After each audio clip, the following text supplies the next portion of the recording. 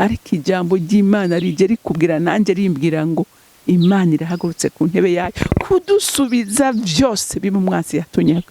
Haleluya, haleluya, nukuri ndakurahiye.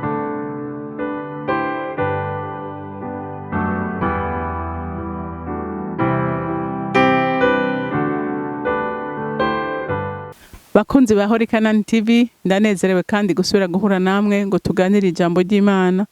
Ariko imbere ko dutangura kuganira, reka tubanze dusenge. Uri gitangaza Mana kandi ibyo ukora birabe dutangaza uko bukeye nuko bwije. N'uyu munsi kubona twabyutse ni gitangaza Mana. Nk'abana bawe nitworeka kugushima no kugushira hejuru no kukuririmbira no kugutazira no kuvuga ukwera kwawe no gukomera kwawe no kuvuga ineza ya uri Imana nkuru, uri Imana iteye ubwoba, uri Imana igira neza bugaca bukira. N'uyu mwanya Mwami Imana turakwiyambaje nk'abana bawe, uturabe byiza kandi utwiteho muri gato na kanini, hanyuma izina ryawe naryo rikomeze gushimwa no gushigwa hejuru. Ni mu izina ryawe ryera Yesu Kristo umwami wanje senze nizeye kuvyumvise. Amen, amen. Rero ijambo Imana impaye kuganira namwe uyu munsi, ijambo rivuga ngo ineza y'Imana ntihera, uhumure iraje kukugirira neza. Haleluya. Ineza y'Imana ntihera, ni waba warakoreye neza Imana, ni waba hari ico wabivye n'ukuri, uhumure Imana iraje kukugirira neza. Amen. Reka dusome ijambo ry'Imana muri Samweli wa mbere, turasoma igice c'icenda duhere ku murongo wa mbere dushikane ku murongo w'indwi. Dawidi yibuka urukundo rwa Yonatani. Dawidi arabaza ati, mbega hari usigaye umuryango wa Sawuli kugira ngo ndamugirire neza ku bwa Yonatani? Maze hari umukozi wa Sawuli yitwa Ziba, nuko baramuhamagara ngo yitabe Dawidi. Umwami aramubaza ati, ni wewe Ziba? Nawe ategome, ni jewe Ziba umusavyi wawe. Umwami aramubaza ati, mbega mu muryango wa Sawuli ntawo bakiriho ngo ndamugire neza ku bw'Imana? Ziba yishura umwami ati, haracariho umwana wa Yonatani amugaye ibirenge. Umwami aramubaza ati, abahe? Ziba yishura umwami ati, aba kwa Makiri mwene Amiyeli i Lodebari. Maze umwami Dawidi aratuma baramuzana bamukuye kwa Makiri mwene Amiyeli i Lodebari.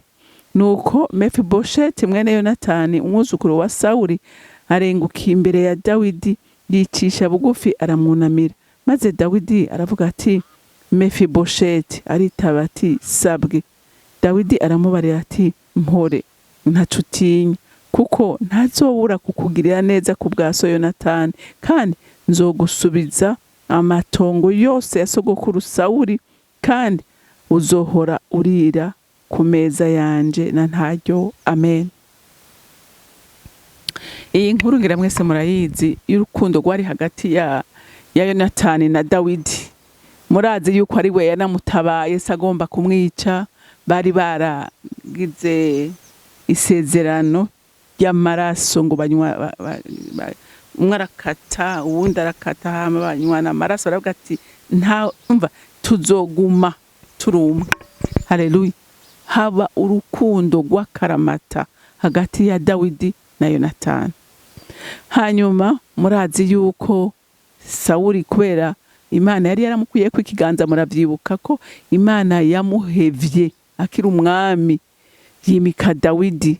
Hanyuma Sawuli arahiga cyane Dawidi, ariko kubw'isezerano ry'Imana ryari kuri Dawidi n'ubwizigirwa bwiwe, Imana iramurinda, Imana iramutabara. Haleluya. Dawidi arashikira igihugu, ariko Yonatani na se bagwa ku rugamba. Haleluya. Bagwa ku rugamba, Dawidi ashikira ubwami. Haleluya. Ariko kubw'isezerano, haleluya, kubw'isezerano ryari hagati ya Dawidi na Yonatani, Imana, Dawidi ngo arabaza ati, mbega kwa Sawuli nta nagasigariye ko bari barabamaze? Ati, nta nagasigarira ko bakari.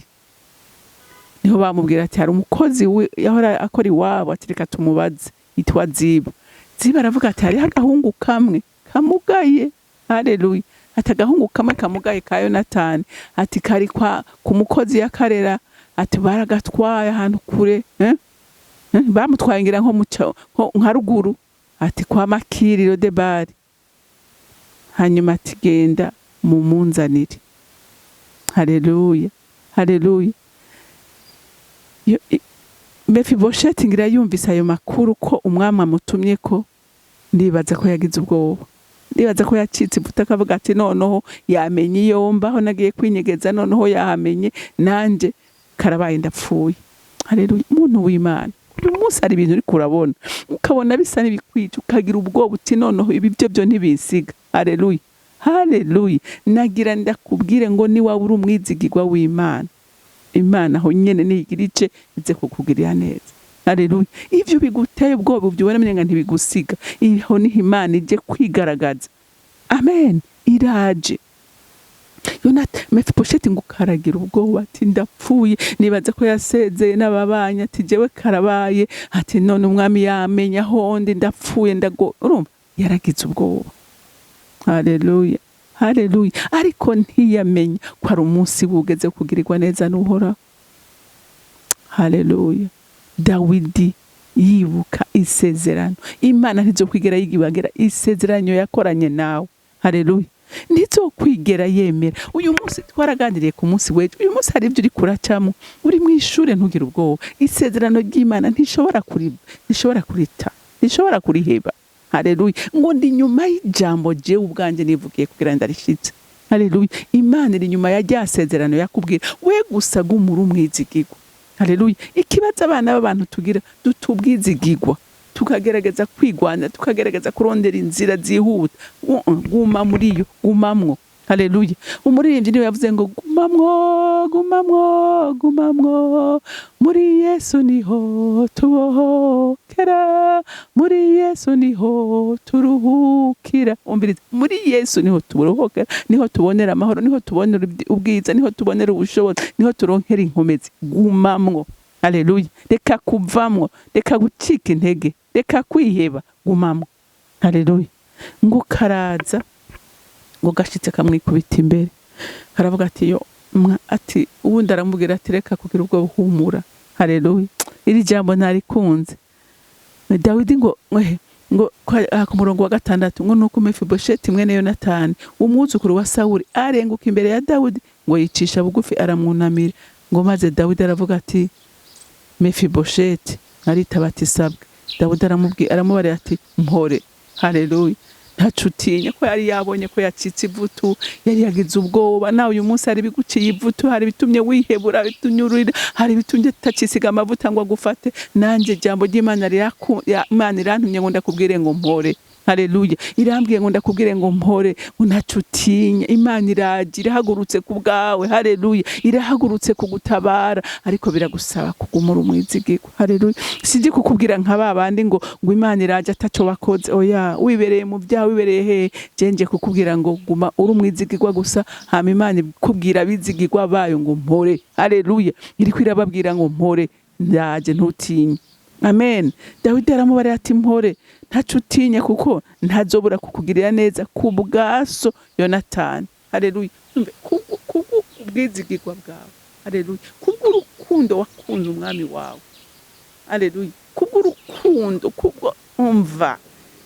kubw'urukundo wakunze Kristo. Nawe ubwo yagukunze, kuko uribuka ko yavuye mu ijuru atakindi kimukuyeyo, yakuweho no kugira ngo akugirire neza. Haleluya. Nawe ni waba wagumye uri umwizigirwa, iryo jambo rikurari bwirwa ngo mpore. Haleluya. Kuko wagumye uri umwizigirwa. Aba bantu ni ibyitegererezo byacu, babaye abizigirwa, barakunda. Sawuli, Yonatani yemera gusakrifia se. Haleluya. Kubera yari umunyabyaha, yamadevora amasokre yose, imigambi yari afise kugirira nabi Dawidi, Yonatani yamubwira. Haleluya. Haleluya. Rero nawe imigambi ya Satani gufitiye, Yesu azokwama yiburizamo. Haleluya. Haleluya. Mwemu yera azokwama kubwira, azokwama kwibira ibanga, gucira gace, ariko bigusaba kugira iki? Kugira urwo rukundo. Haleluya. Ngo Dawidi aramubara ati mpore ntacutinya, kuko ntazobura kukugirira neza ku bwaso Yonatani, kandi nzogusubiza amatongo yose ya sogokuru Sawuli, kandi uzohora urira ku meza yanje na ntacyo. Haleluya. Hari ibyo watakaje, hari ibyo umwasi yakunyaze, hari iby'inzige zariye. Haleluya. Ariko ijambo ry'Imana rije rikubwira nanjye rimbwira ngo Imana irahagurutse ku ntebe yayo kudusubiza byose bimu umwasi yatunyaga. Haleluya. Haleluya. Nukuri ndakurahiye, Imana irahagurutse ku ntebe yayo kugutabara. Mefibosheti yarazi ko ibyo byarangiye. Ndarazi ko atagisubira kugubwa neza, atagisubira kumererwa neza. Ariko Imana, haleluya, yibuka umwana wayo. Dawidi yibuka urukundo rwa Yonatani. Haleluya. Ni Imana yamwibukije. Haleluya. Nta muntu yokora neza adakoreshejwe n'Imana. Aribukwa. Ngwaraza tumviriza rero ikakubwira ukongera nkubwira ijambo rikomeye. Haleluya. Ati ikintu cyose cyitwa cya sogokuru wawe Sawuli, byose ndabigusubiza. Byose urabihabwa. Haleluya. Haleluya. Uyu munsi umwasi yarakunyaza amahoro. Uyu munsi umwasi yarakunyaza ubutunzi. Uyu munsi Imana yarakunyaza amagara meza. Uyu munsi umwasi yarakurenganije, ariko Imana irirahiye, iraje kurestora. Haleluya. Iraje kurestora, iraje gutaba. Iri jambo ryakire nk'ubuhanuzi. Haleluya. Ugizere nk'ubuhanuzi, Imana iraje kugusubiza bya bindi byo. Nanjye iri jambo numva ariko rirankorera. Imana irahagurutse ku ntebe yayo kunsubiza ibyanje byose by'umwasi yanyaze. Haleluya. Irahagurutse. Mayisa ikore bonde tayi. Irahagurutse ku ntebe yayo. Haleluya. Haleluya. Ntutinye muntu w'Imana. Guma gusura uriki uri umwizigirwa.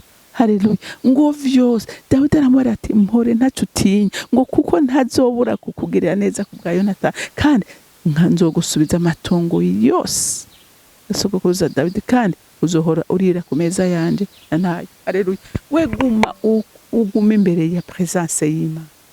Guma imbere y'Imana, ntacyo uzohaburira. Haleluya. Imbere y'Imana ntacyo tuzohaburira. Haleluya. Amasezerano yose uko Imana yatanga tuzoyabonera imbere yayo. Haleluya. Haleluya. Ntucike intege, ntiwihebe, ntiwihebure, ntubivemwo. Haleluya. Haleluya. Kuko Satani we nta wundi mugamba afise nuwo kuburabuza abana b'Imana kugira ngo bihebure, babone ko ibyabo byarangiye. Haleluya. Ariko iby'iwacu iyo bisa nibihenebere, iyo bisa n'ibipfuye, niho bivyukira kugira ngo Imana yiheshe icubahiro. Amen. Amen. Abantu babona Mefibosheti ari Lodebari, bakavuga ati mbega aka kana murakabona, aka kana karakuzukuru ka Sawuli umwami, kariko kararima kirenze ivu. Nibari bazi ko igitondo kimwe azosubira gusangira n'umwami, akicara ati akicarikana n'ibikomangoma. Haleluya. Abantu ntibari babizi. Imana itubikiye ibanga, abantu b'Imana. Imana iratubikiye ibanga, Imana iratubikiye imera. Ukwihangana kwawe sukubusa. Haleluya. Uko umva, haleluya, ihangane gusa. Nico ndagusabye, nico ndakwifuriza. Ico nzi neza ntakekeranya nuko Imana yacu itabesha, nuko Imana yacu itivuguruza. Ivyo yavuze n'ivyo yasezeranye vyose, niwagumura umwizigirwa uzobihabwa. Haleluya. Ntucike intege, ntiwihebe, ntiwihebure, ntubivemo, gumamwo. Haleluya. Ngo gumamwo n'ubundi asubiye kuyi, gumamwo niho bironkeka. Gumamwo ku musozi w'Imana, niho amasezerano yawe uzoyabonera. Haleluya. Ntuzoyabonera hanze y'umusozi w'Imana. Amasezerano yawe yose uko angana uzoyaronkera ku musozi w'Imana. Amen. Amasezerano yawe yose uzoyoronkera ku musozi w'Imana. Imana yo mwijuru ibampera umugisha. Uri gitangazamana, ntawe usa nawe, ntawe uringaniye nawe. Uri umwizigirwa, uri umunyabuntu, ugirira neza n'abatari babikwiriye, ariko kuko utameze nk'abantu kandi udakora nk'abantu, umwami nta na kimwe kikunanira, kandi nta na kimwe udashoboye. Byose urabikora kuko ubikorana urukundo n'imbabazi. Wagiriye neza Mefibosheti yari yarihebye, yarihebuye, ariko uramukura ku cyavu, umwicarikana n'abahambaye. Mwami Imana, natwe iki ni icyitegererezo kizima, aho dukwiye kukwizera, tukaba tunamurira amaso yacu kuri wewe, kuko ariho tuziga ubutabazi. Urakoze Mwami Imana, icyubahiro cyose n'amashimwe yose aba yawe. Nkaba ndabisenze ndabyizeye ko byumvise, mu izina rya Kristo Yesu. Amen. Amen. mwarahezagiwe mugira umunsi mwiza.